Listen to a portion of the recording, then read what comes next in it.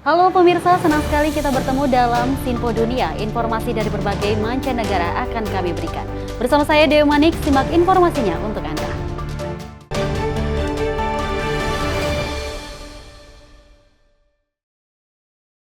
Kita awali informasi seluruh rangkaian acara pelantikan Presiden Trump berlangsung di dalam ruangan. Tidak ada kerumunan ribuan orang yang biasanya hadir untuk menyaksikan momen tersebut. Bahkan parade tradisional pun digelar di dalam stadion. The office of President of the United States. The office of President of the United States. So help me God. So help me God. Congratulations, Mr. President. Trump telah sah dilantik sebagai Presiden Amerika Serikat ke-47. Ia adalah presiden kedua yang masa jabatannya sempat disela oleh presiden lain sebelum kembali menjabat. Setelah mengucap sumpah dalam pidatonya, ia langsung membahas mengenai imigrasi. First, I will declare a national emergency at our southern border.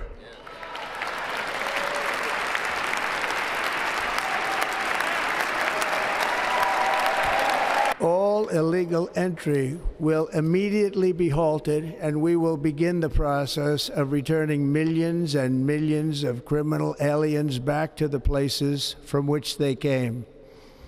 Karena keterbatasan tempat, upacara pelantikan hanya dapat disaksikan oleh sekitar 600 orang yang terdiri dari anggota Kongres dan juga pejabat tinggi. Biasanya saat pelantikan presiden, lapangan Monumen Nasional di belakang saya ini dipenuhi oleh ribuan bahkan ratusan ribu orang yang datang untuk menyaksikan pelantikan. Pelantikan dilaksanakan di gedung Kongres di seberang lapangan ini dan dilaksanakan di luar ruangan. Namun pelantikan kali ini tidak biasa karena dipindahkan ke dalam ruangan akibat suhu dingin ekstrim yang mencapai 11 derajat Celcius. Padahal sekitar 250.000 tiket inaugurasi telah disebar dan tiket itu tidak bisa digunakan dan jadi kenang-kenangan. I don't know that they cancel. Yeah, I don't know because I have the ticket. I will follow everybody here. It does seem pretty pointless at this point. We're just kind of walking around seeing what the next thing to do is.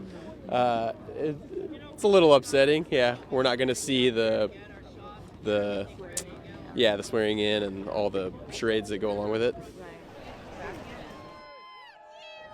Tidak hanya pelantikan, parade pun dipindahkan ke dalam ruangan ke sebuah stadion di Washington DC bernama Capital One Arena di belakang pagar pembatas ini. Namun stadion itu hanya bisa menampung sekitar 20.000 orang. I'm here for the fun. You know what I mean? It's hey, whatever happens, I'm glad I'm going to be able to get in. As you can see, I mean, I don't know how many, I'd say 20,000-30,000 people was in line when we got here at around 5-6 o'clock. So I'm glad. I feel bad for all the people that can't get in, you know what I mean?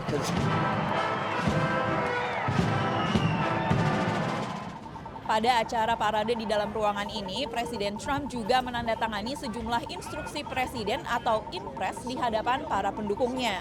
Impres-impres ini merupakan bagian dari janji-janji Trump sebagai presiden di hari pertamanya. Dari Washington DC, saya Valdia Baraputri, Nabila Ganinda, dan tim VOA. Sementara itu pemirsa, dalam pidato pelantikannya pada 20 Januari waktu Amerika Serikat, Donald Trump menyerukan dilaksanakannya revolusi logika. Pengambilan sumpahnya sebagai Presiden ke-47 menandai kembalinya Trump ke panggung politik setelah kekalahannya dalam pemilu 2020. Donald Trump resmi diambil sumpahnya sebagai Presiden ke-47 Amerika Serikat.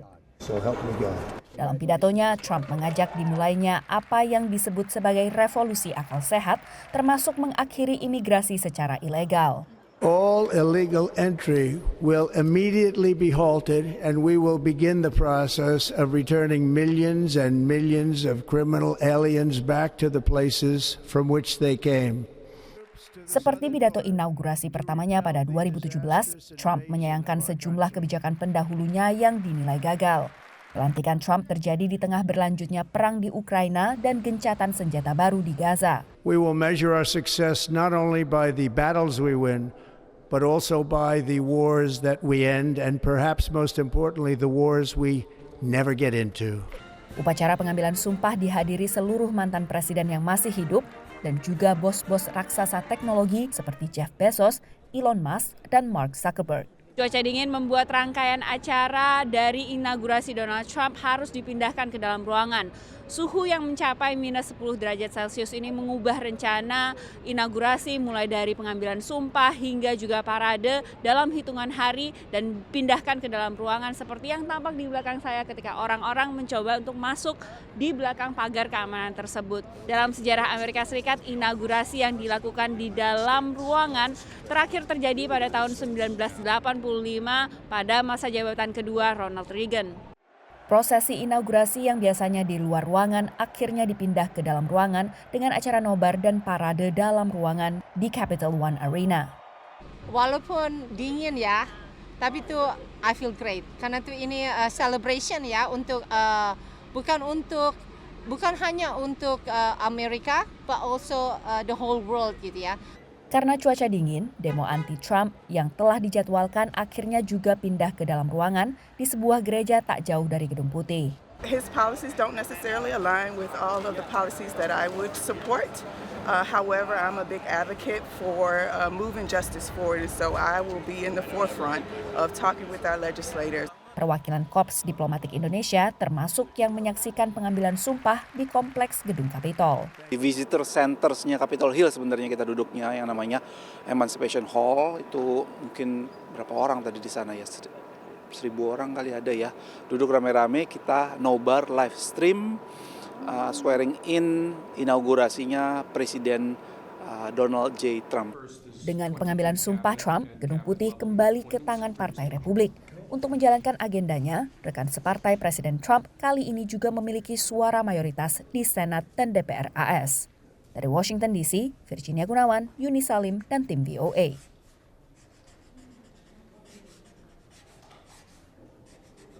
Kita lanjut informasi berikut ini, pemirsa. Donald Trump tunjuk Senator Marco Rubio sebagai Menteri Luar Negeri Amerika Serikat yang dikenal kritis terhadap Tiongkok, serta mendukung gerakan pro-demokrasi di Hong Kong dan dikenai sanksi oleh Beijing pada tahun 2020. Bagaimana dampaknya bagi hubungan Amerika Serikat dan juga Tiongkok? Simak informasinya. The threat that will define this century is China. Seorang kritikus vokal Tiongkok. Sebagai senator, Marco Rubio telah mengusulkan undang-undang untuk mengurangi ketergantungan pada impor dari Tiongkok. Dia juga mengadvokasi mitra global melawan apa yang dia gambarkan sebagai agresi ekonomi dan militer Tiongkok yang semakin meningkat. China now pursues economic imperialism, entrapping the developing world through the exploitative loans of the Belt and Road Initiative. They're now an imminent aggressor to our allies and our partners in places like Taiwan and Japan and India and elsewhere. Sebagai pemimpin Komisi Bipartisan untuk Tiongkok di Kongres AS, Rubio telah mendukung gerakan pro-demokrasi di Hong Kong. Dia kemudian dijatuhi sanksi oleh pemerintah Beijing atas apa yang dikatakan Tiongkok sebagai keterlibatannya dalam isu-isu terkait Hong Kong. Di Kongres, Marco Rubio dianggap sebagai salah satu politisi yang paling kritis terhadap Tiongkok.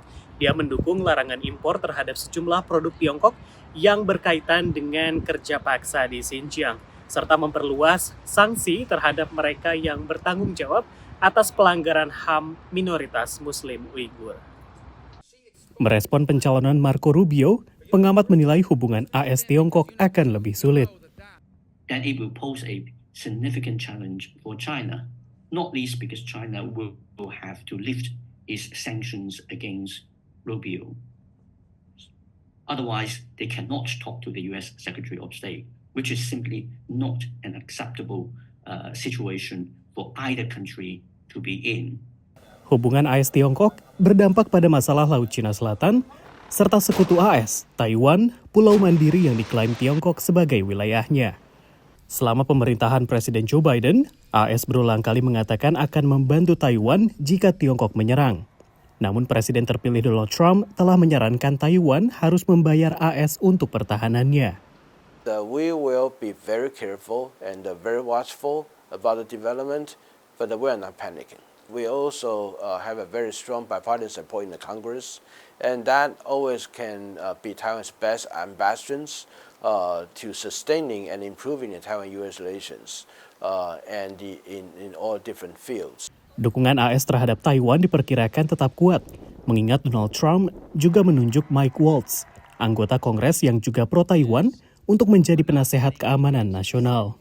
They're both China hawks. They're both serious about preserving the Taiwanese people's right to govern themselves and see the importance to us of having that ally in that exact location. Namun Beijing diperkirakan menghindari figur-figur tersebut dan melakukan pendekatan personal kepada Donald Trump. The Chinese government are likely to put Xi Jinping to engage directly with Donald Trump much more than has happened under the Biden administration. Dari Washington DC, Rio Tuasikal dan tim VOA. Pemirsa, Amerika Serikat bersiap menghadapi deportasi massal imigran gelap di bawah Presiden terpilih Donald Trump yang mencakup pengusiran imigran tanpa dokumen, termasuk di New York. Wali Kota New York umumkan penampungan migran ini akan ditutup Januari 2025. Penampungan migran ini adalah taman nasional yang kewenangan operasinya dipegang oleh pemerintah federal, bukan pemerintah kota. We have been concerned about Floyd Bennett Field since the election results. It is the only shelter on federal land, and we do think that could pose additional risks. Presiden terpilih Donald Trump belakangan mengisyaratkan akan prioritaskan penegakan perbatasan dan imigrasi ketika mulai menjabat. Di sisi lain, pejabat partai oposisi Demokrat mulai mengamankan perlindungan untuk migran tidak bersurat. Para migran di penampungan mengaku khawatir soal nasib mereka. Porque a veces hay muchos inmigrantes como mis paisanos que vienen a delinquir, robar, entonces pero a veces por uno pagan todos. Jose adalah bagian dari salah satu gelombang imigrasi terbesar dalam sejarah Amerika Serikat. Pada masa pemerintahan Joe Biden, setidaknya 8 juta imigran masuk ke Amerika. Gelombang migran dengan angka masif terjadi di 1850-an, menurut analisa data pemerintah oleh surat kabar The New York Times. I think the numbers that we've seen in the last couple of years are historic. The largest number that we've seen in history by pure number, not by necessarily by percentage. Diperkirakan ada 11 juta migran tidak bersurat di Amerika Serikat berdasarkan data dari Pew Research Center tahun 2022. Dan negara bagian New York ini menjadi negara bagian dengan populasi migran tak bersurat ketiga terbesar setelah Florida dan juga Texas berdasarkan data dari tahun 2019 hingga tahun 2022. Baru-baru ini, wali kota New York menemui pimpinan perbatasan AS pilihan Donald Trump untuk menemukan jalan tengah. My conversation today with the border czar to figure out how do we go after those individuals who are repeatedly committing crimes in our city. We're going to tell those who are here, who are law-abiding, to continue to utilize the services that they have a right to utilize, educating their children, healthcare, public protection.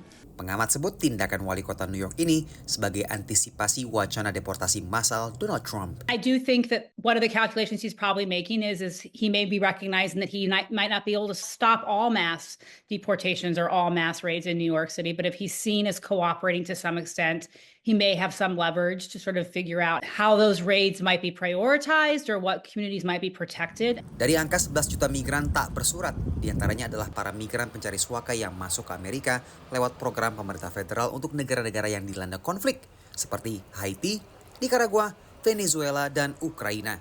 Dari New York, Randy Wicaksana dan tim VOA. Anda kembali menyaksikan Sinpo Dunia, informasi kita lanjut. 6 fasilitas kini membantu pengusaha teknologi Kenya termasuk American Corner di Nairobi untuk mendorong inovasi kaum muda. Upaya Kevin Apodo mendapatkan tempat untuk mengembangkan program dan keterampilan bagi bisnis konsultan sumber daya manusia selama bertahun-tahun menghadapi kendala. Menurutnya, faktor biaya adalah masalahnya. I would say it wasn't easy getting a space. Sometimes maybe you're required to rent or to pay or to go to a hotel, and that would be so expensive. Di American Corner, sebuah pusat yang dirancang untuk menyediakan infrastruktur dan pelatihan bagi inovator dan wirausahawan, Kevin mengatakan ia menemukan bantuan yang diperlukan. They act like resource centers, a place where I could just walk in or I can just walk in and get maybe access to a laptop or free internet or a space to do a program if I have, you know. Ada 6 American Corner Metani yang berarti jalan dalam bahasa Swahili yang telah didirikan di Kenya, termasuk satu di layanan Perpustakaan Nasional Kenya yang dibuka awal November lalu. This past year we had an inclusive fashion grant where people got together to figure out how do you make fashion inclusive for persons living with disability, as well as we had a film FUPI grant where people were taught how to create short films in their community. Menurut para ahli, kurangnya sumber daya dan terbatasnya akses pendanaan yang dihadapi calon wirausahawan teknologi di Afrika telah membunuh banyak mimpi. Andrew Fasnage adalah Direktur Africa Tech Summit, ajang untuk menghubungkan perusahaan rintisan, korporasi, dan investor. Menurut Andrew, inisiatif untuk membantu pengusaha teknologi Kenya bisa membuahkan hasil bagi Kenya dan Amerika Serikat. If that can help bridge the USA and Africa and Kenya or Nigeria or Egypt or whichever market it is, that's massive because sometimes maybe the technology transfer needs a slight partnership or an introduction. Data pemerintah menunjukkan sekitar 20% pekerja Kenya berusia di bawah 35 tahun menganggur pada akhir tahun 2022. If you teach a person how to fish, they can feed themselves better than give them fish. So the relationship we have with America, which goes into supporting a startup company and entrepreneurship environment and creating a structure and education system is what will answer the strategic direction that Kenya need to be. Kabupaten Mombasa, Lamu, dan Nakuru di Kenya termasuk di antara beberapa lokasi tempat American Corner didirikan. Para pejabat berharap inisiatif semacam ini akan membantu menghidupkan lebih banyak lagi inovasi kaum muda. Dari Washington DC, saya Helmi Yohanes dan tim VOA. Kita lanjut informasi pemirsa, isu dedolarisasi kembali mencuat di antara negara BRICS, tetapi sebagai pengamat skeptis bahwa dolar dapat digantikan oleh mata uang lain atau mata uang bersama. Berikut informasinya. Ketidakpercayaan dan perbedaan di antara negara anggota BRICS seperti India dan Tiongkok jadi batu sandungan besar untuk bisa sepakat akan mata uang gabungan, menurut pengamat. India is not supportive of this particular initiative. Any common currency is not going to help anyone. Only the dominant countries like China ultimately will dictate. So it is very difficult to develop a consensus to have a common currency. Namun India dan sejumlah negara anggota BRICS meningkatkan upaya bertransaksi menggunakan mata uang lokal guna mengurangi ketergantungan terhadap dolar. There are 17 countries that have been identified by the government of India with whom India wants to trade in either rupees or a bilateral currency. Diskusi terkait mata uang BRICS memperoleh momentum pada tahun 2022 setelah AS menjatuhkan sanksi ke Rusia mengikuti perang Ukraina dan meningkatnya ketegangan antara Barat dan Tiongkok. Mengikuti wacana dedolarisasi, Presiden terpilih Donald Trump berencana mengimplementasikan tarif 100% ke barang yang masuk dari negara anggota BRICS. Namun analis khawatir strategi ini justru akan beresiko pada pengucilan Amerika Serikat dari pasar global. Akhir Oktober lalu dalam KTT BRICS di Kazan, Rusia, Indonesia menyatakan ketertarikan untuk jadi anggota BRICS. Ini diperkuat dengan pernyataan resmi Presiden Prabowo Subianto dalam ajang Indonesia-Brazil Business Forum pertengahan November lalu. Memang ingin mengatakan pada negara-negara Barat, Amerika Serikat, negara-negara Eropa bahwa kalian nggak bisa kontrol saya 100%. Saya ini bebas juga. Saya mau ke sana, mau ke sini.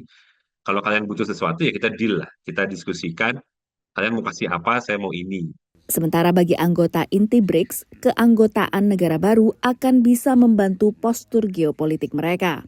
Kita harus memahaminya bahwa setiap negara di dalam BRICS ataupun yang mendaftar ke BRICS itu kepentingannya beda-beda. Ya seperti Cina, misalnya kecewa karena tidak, selalu dianggap musuh, padahal dia merasa dia nggak mengancam siapa-siapa.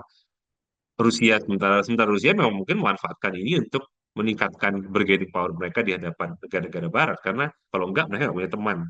Selain anggota inti Tiongkok, Rusia, India, Brasil, dan Afrika Selatan, kelompok BRICS memperluas jaringannya mencakup Iran, Uni Emirat Arab, Ethiopia, dan juga Mesir. Dari Washington DC, Virginia Gunawan dan tim VOA. Sebanyak 66% orang Amerika Serikat memiliki hewan peliharaan dan bisnis terkait bernilai miliaran dolar. VOA mengunjungi Hartsdale Pet Cemetery, makam hewan peliharaan tertua di Amerika Serikat. Tempat orang menghabiskan ribuan dolar untuk peristirahatan terakhir hewan kesayangannya. Beberapa hari seminggu, Mark mengunjungi makam Boots, kucing kesayangannya yang mati di usia 17 tahun pada Agustus 2020. Pria New York ini membayar sekitar $7.000 untuk tempat peristirahatan terakhir Boots di Hartsdale Pet Cemetery. Human cemeteries is sad. This is one of the most cheerful places. When you look at the love that goes behind every plot here, the sayings, the toys, the pinwheels, it's just, I can't think of a better place. Sekitar 70.000 hewan peliharaan dimakamkan di sini sejak tahun 1896. Hartsdale Cemetery merupakan taman makam hewan tertua di AS berjarak 30 km dari kota New York. Mayoritas yang dimakamkan adalah kucing dan anjing, tapi ada juga hewan lainnya. There's reptiles that are buried here, mice. There's a lion cub that was buried here in 1912 by a Russian princess. There's the ashes of Ming, who's a Bengal tiger, that was buried here a few years ago.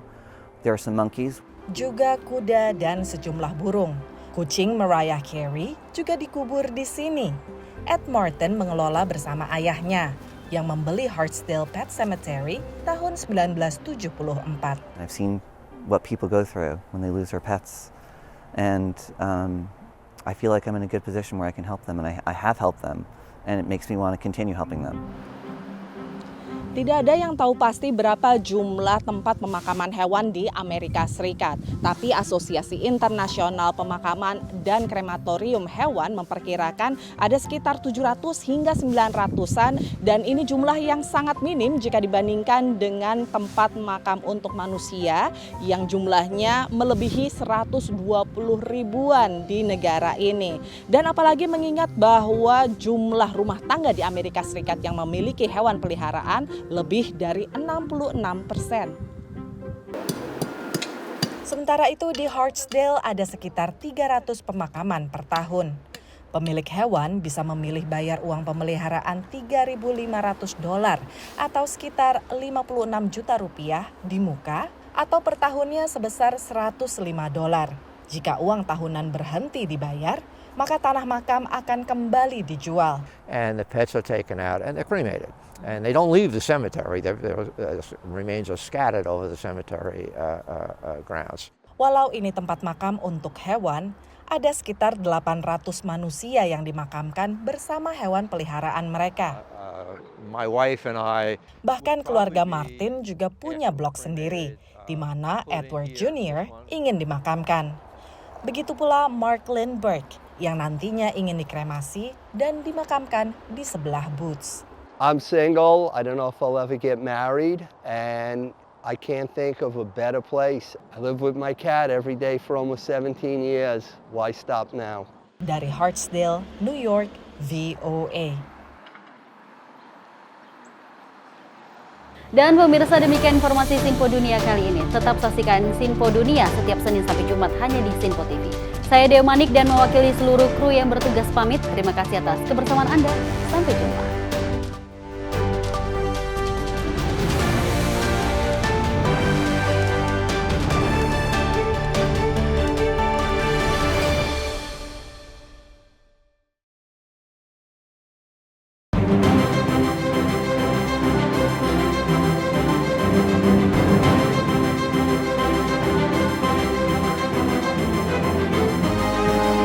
Sinpo TV, News, Sport, Entertainment.